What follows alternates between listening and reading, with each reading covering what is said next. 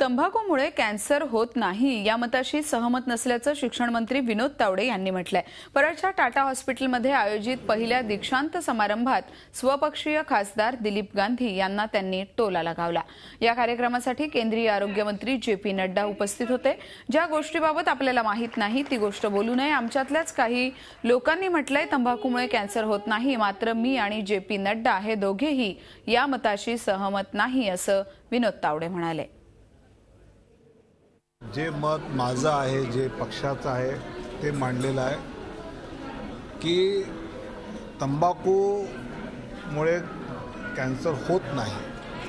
मला असं वाटतं असं साधारणपणे कोणी काही मानणार नाही। तंबाखूमुळेच कॅन्सर होतो आणि त्याची शक्यता बळावते हे सायन्सने सगळ्या प्रकारे प्रूव्ह केलं आहे। ते वास्तव आहे, ते मी मांडलेलं आहे। झी 24 तास रहा एक पाऊल पुढे।